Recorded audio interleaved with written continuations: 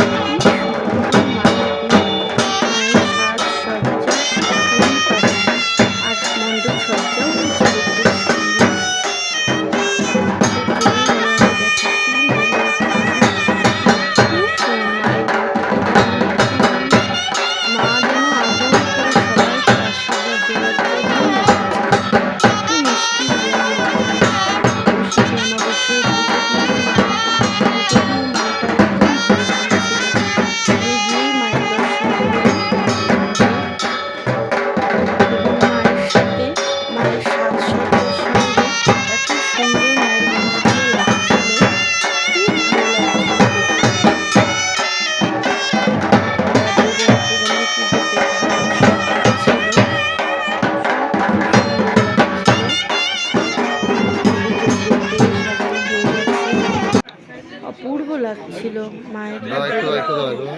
এবার মায়ের ভোগ দেওয়া হয়ে গেছিল এবং মাকে এখন 108খানা জলপদ্ম দেওয়া হচ্ছে মায়ের চরণে।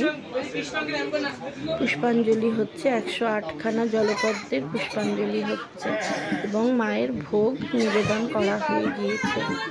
পুজো অনেক রাত অবধি চলেছে। পুজো শেষ হয়েছে। এই যে আমরা দেখুন, আমরা হচ্ছে 108খানা যে প্রদীপ জ্বালানো হবে সেই প্রদীপ গুছাচ্ছি। এই প্রদীপ গুছাতে গিয়ে 2-3টে প্রদীপ ভাঙা বেরিয়ে যায় এবং তারপরে অ্যারেঞ্জ হয়ে যায়। আরও ঘরে প্রদীপ ছিল।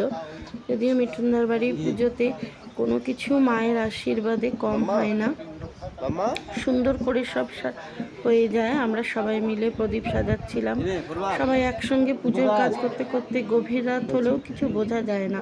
তখন কিন্তু মোটামুটি এই রাত 4:30 হবে, ভোরই বলবো। খুবই সুন্দর করে, এত সুন্দর আরতি করেছেন না, মন একদম ভরে দিয়েছে আরতি দেখে।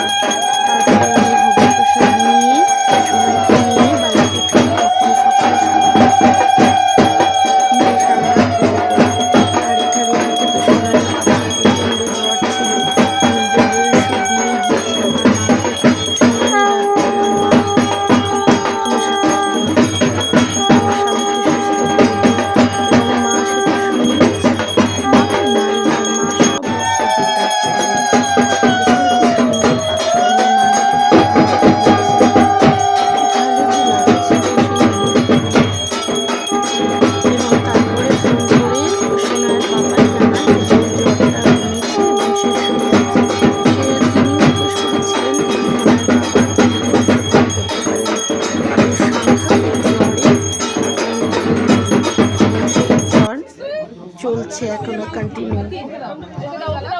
আমার ভিডিওটা ছাড়তে দুদিন দেরি হয়ে গেলে জ্বালাচ্ছি।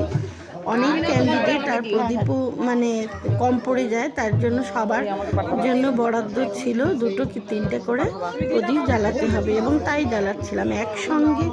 আনন্দ করে পুজো মণ্ডপে থাকা, পুজোর কাজ করার, এগুলোর মজাই আলাদা। সত্যি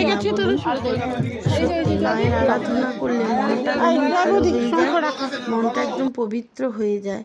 এই যে সবাই একসঙ্গে পুজোর কাজ করছিলাম, খুব ভালো লাগছিল। এত গভীর রাত হয়ে গেছিলো, কিন্তু মনে কিন্তু কিচ্ছু হচ্ছিল না। এই যে মায়ের সাথে পুচকির সাথেও কয়েকটা ক্লিপিংস নিয়ে নিই আমাদের সোনামার সঙ্গে। সোনামাও কিন্তু সারা রাত জেগে আমাদের সঙ্গ দিয়েছে। মা সবার মঙ্গল করুন, মা সবার ভালো করুন। আপনারা সবাই খুব ভালো থাকবেন, সুস্থ থাকবেন, এই কামনাই করেছি মায়ের চরণে। মা সবাইকে ভালো রেখো, সবাইকে শান্তি দাও, পৃথিবীকে ভালো রেখো মা। তোমার এই দ্বীপের আলোতে যেন সব দুঃখ ঘুচে যায়। তোমার চরণে শতকোটি প্রণাম মা, শতকোটি প্রণাম।